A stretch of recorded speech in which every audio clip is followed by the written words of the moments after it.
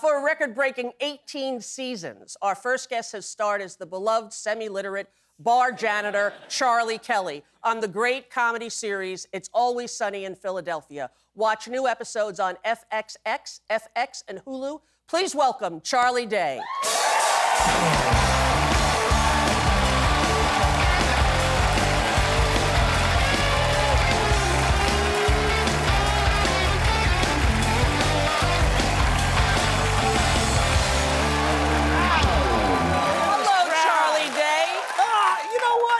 Great at this. Oh, thank you. Thank you so much. I'm having so much fun. There's a great crew of people here, so it's easy, you know? You're a natural, kid. You're going to make it. Thank you. Thank you so much. You know, Charlie, I first saw you in Horrible Bosses. Oh, okay. That was the first time, and my daughter recently saw that you were going to be here. She kind of flipped out. Big fan, super fan. I hear she has great taste. Yes, she does. And she told me all about how you started on It's Always Sunny with a $200 budget and like a VCR camera. Is that true? That is true, yeah. Just down the road here, my friends Rob McElhenney, who goes by Rob Mac now, and Glenn Howerton and myself, we got some cameras and we just went into our apartments and we shot our own show and we looked at it and we said, this stinks. And then we shot it 2 more times and we said, we're getting pretty good here. And we just finished our 18th season. I think we're getting pretty good now. You're not kidding. You are not kidding. Now, you were on for the first season, and then the network brass came to you and say, we want to add someone else to the cast? They said, you know, could you spice this thing up at all? Yeah. And we said, yeah, who are you thinking? And they said, are you familiar with Danny DeVito? Now, come on, right? Yeah, no, they wanted a little rating spike, and Danny is like the perfect spike for any cocktail. Really and did you think right away before they said it was Danny that this is a good idea to add someone to the cast? I'll admit, I think I was a little intimidated. Yeah. You know, I thought, here's a show about, you know, a bunch of nobodies in Philly, and this guy's a heavyweight, you know? Right. He's a Hollywood legend. Yeah. And then I went and I watched every single thing Danny had ever made, you know, from Get Shorty to every episode of Taxi. And I thought to myself, if I can't make this guy funny, I got no business in this town. That's so you know? true. Yeah. And he's the nicest guy, too. He's the greatest guy. And in fact, I spoke to him this morning, because I think we're going to show something about him later. I want to get his approval. But I said to him, I said, Danny, I said, you know, are you happy with the first couple episodes? Yeah. And we actually shot Carol Kane out of a cannon in our second episode. And he said, you know, I love this show so much. I want to do it until it's time for you guys to shoot me out of a cannon. So, that's sweet. Yeah, and I will do that. I'll shoot him out of a cannon when he does. Now, it's a lot of work to do this 18 years in a row. Do you take a lot of downtime? Do you go on vacation on your off time? I do, yeah. The second we wrapped this year, my wife and I, for our 20th wedding anniversary, we went to Italy, where I'd never been before. Wow, where'd you go? We started in Venice, a lot of water. Then we went to Florence, and then we finished in Rome. And let me tell you, going through Rome, I had no idea. I knew there would be ancient buildings and you know, beautiful things, but I had no idea that the seagulls were going to be defecating all over all of it. You know, there's a lot of seagulls there. They are going to town on the Vatican with no fear of reprisal. No, none. Yeah, none. I'd be terrified, but the seagulls don't care. And I realized we're in their way. You know? Right, we're in their way. That was my big takeaway from Italy. Now, how long have you been married to your wife, Waitress? Yeah, my wife, who's known as Waitress, she plays the wife, Mary Elizabeth Ellis. Very talented actress. Yeah. Very talented. Very talented, very good. We've been married for 20 years. 20 years. Yeah. And where did you meet? How'd you meet? We met, well, I was doing a play, and we met afterwards in a bar. Right. And I thought, you know, that's a really cute girl. I want to go talk to her. My buddy said, well, I want to talk to her. I said, okay, let's arm wrestle. And, you know, I had destiny on my side. Sure. So I kicked his butt. And then I went over, and she was being hit on by this drunken Irish guy who wasn't very polite, and I pretended to be your boyfriend, and I'm still pretending, you know, 20 years Right, later. right. That's pretty good. Do you have any competition over who gets spotted the most when you're out in public? Well, let me tell you something. I think it's here in the States, pretty equal, but overseas, it's all her. Really? Yeah, we're walking around Italy and people are going, a Santa Clarita diet, huh? Yeah, Oh, you know that? Yeah, right. Exactly. And a funny thing did happen to us, though. Just yesterday, we're going for a walk in our neighborhood, and these 3 teenage boys are riding their e-bikes, and they kind of stop and they do a little double take. They're looking at us, and I'm thinking these guys are Sonny fans. The show's out right now. Sonny's in the zeitgeist. Right. And I hear the other one say to the other one, "That's Ted Danson's daughter." So my wife plays Ted Danson's daughter on a show called Man on the Inside. Right. Which is not really geared towards teenagers, and I was offended that they didn't know me, but... They didn't recognize you at all. Yeah. So No. get out of here, kids. Do you like to travel? Are you a good traveler? Yes. Yeah. I like to travel. I like to, I like to see the world. I don't mind being recognized. No. I'm okay with that. But I don't court it the way my wife, she makes eye contact with people. Oh, really? I'm from New England, and I assume every other person wants to stab me. Yes, exactly. Yeah. Why take any chances? Exactly. I remember when we were dating in New York, and we'd be on the subway, she'd be like saying hello to people. I'm like, you don't say hello to somebody. Yeah, not here. Right. Not here. Now, have you ever been to Ireland? Oh, yeah. I've been to Ireland. I did not kiss the Blarney Stone, although I've been up there. Yeah. And, you think it's just like a stone, but they hang you upside down. Upside down, yeah. And there's a hole in a castle, and I thought, I don't need to kiss it. Yeah, you don't need to do that. Right. Yeah, it's fine. But The country is beautiful, isn't the it? country is beautiful. The people are amazing. The food is actually great. Yeah, I'm a golf nut. The golf is the best in the world. But, I did have a funny run-in with some folks from Ireland. I was at a jukebox and I was putting some music in, and I hear from behind, I was a young man, I hear from behind me, "I think it's a wee lad."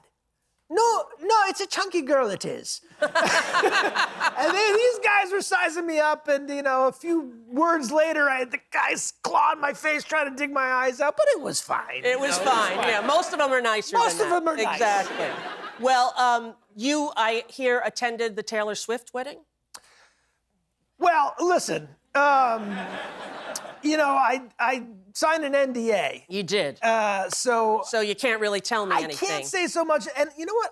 I wouldn't say anything about it because I want to get invited to the next one. I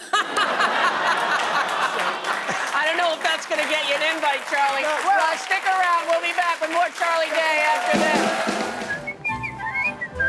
Mr. Kelly, wait! Oh, hey. Why did you leave? Oh, well, I saw you put your folder down. So, when someone is no longer holding an object... That they've been holding while giving a lecture or a speech or something, and they put it down? Yeah, they're done talking. Fascinating. Yeah. Well, wouldn't you like to hear our diagnosis? Oh, cool. Of what? Of you. Of me?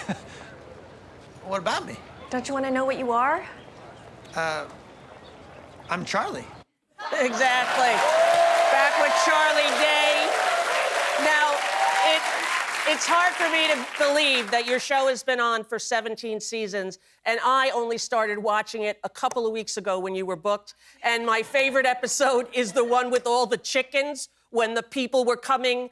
You had the steaks delivered. The one shot that we did in a single... It was unbelievable. Charlie work. It's a good episode. It's a great episode. Yeah. And you have really rabid fans. When I told people who the guests were, my friends, they were like, "Oh my God, I love Sonny." Like, people are rabid fans of it, the show. Yeah, people are good fans, and I'm not gonna call you guys rabid. I'm just gonna call you guys, tasteful. But, tasteful. Yeah, we've had great fans from the beginning, and it's hard to really wrap my head around, when we started making this show, I was only 27 years old. Right. I'm 29 now. Crazy. And you look fantastic. Now, you have one child. I have one child that I know of, yeah. He's 14 years old. It's a delightful age. He'll kill me if I say anything about him. All right. So. Does he watch your show? Because my kids will not watch anything I'm on. I got him to watch one episode. Yeah. We had an episode where there's a water park, where we go to a water park, and he had 2 huge laughs. One was just seeing the character Dennis be like straight up rude to people. Right. I think he like sat up. He's like, "Wait, can someone do that? Like Yeah, that's yeah. a thing." And the other was when there's a kid stuck in a slide and he's passed out, and we put his lifeless body like down through the slide, and he just sort of floats away. And Yeah. that gave him a good chuckle. Now, was this the first thing that you wrote yourself? Because, did you write a lot before you got this going, or? No, and in fact, we were just all actors for hire, really, and doing bit parts here and there. And we're sort of thinking, I think we could come up with something funnier than this.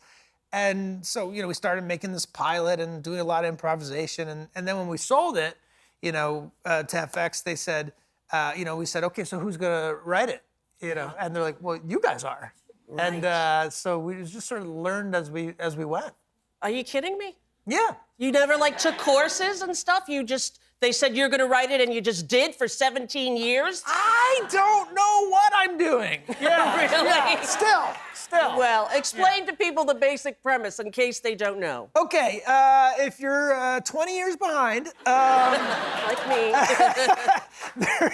there's 5 people. They work in a bar. Yes. Essentially, the show is a comedy about the worst people in the world who are just selfishly motivated, doing the worst things that they can do. And then we're sort of satirizing ourselves and America and bad behavior and, getting a lot of fun out of it. Is it true I read somewhere that you were trying to do the opposite of Friends? Not intentionally, but I think,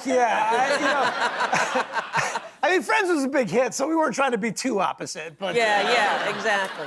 Now, how did you get Guillermo del Toro, famous director, Yeah. to come and be on your program? How did that go down? Yeah, second most famous Guillermo. Exactly. Yeah, well, he was a fan of the show.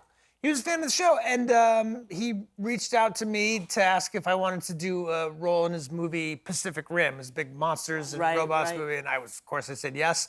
And he said, under one condition, you write me a part in your show. And did you think he was telling the truth? Yeah. I mean, I was like, okay, let's do this. And now he appears this season as well. So this is his 3rd appearance on the show. But I've only been in one of his movies. I would say he owes you by my calculation. I think he owes me one. Now, he is a very strange character. How would you describe his character? Oh, the character of Pappy McPoyle, not the character of exactly.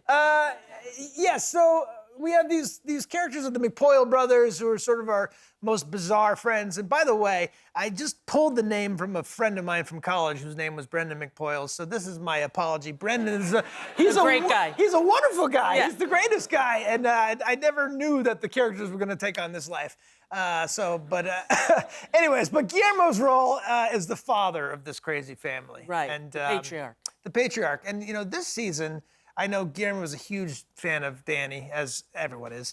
And I wanted to sort of offer them the opportunity to be in a scene together. Right. So I was able to kind of create something for these guys to sort of have a big standoff within a Renaissance Fair episode. And not only did they love it, not only were they great, I think Guillermo's acting has gotten better. He's really good this year. But these guys had so much fun. Like, we had written a thing for Guillermo where he's riding one of those rascal scooters. Right. Well, we had one for Danny as well. And Danny and Guillermo just took off racing these things around the studio. And you brought some video to show us. I do have a clip of that. All right, take a little look. There they go. Oh, that would be Danny. Yeah, that's Danny. There's Guillermo. There they go. Yeah. Looks like Guillermo's in the lead. Look at that. And they're friends now, I take it. They are friends. They're yeah. good friends. They're good friends. Charlie, you're delightful. I'm happy You to do really it. are, and it's so nice to meet you. All right, well, you keep up the good work here. I'm going to do what I can. You go 18 more years, all right? 18 more, you All got right. it. Thank you, Charlie. Watch the episodes of It's Always Sunny in Philadelphia on FXX, FX, and Hulu. We'll be back with Janelle James right after this.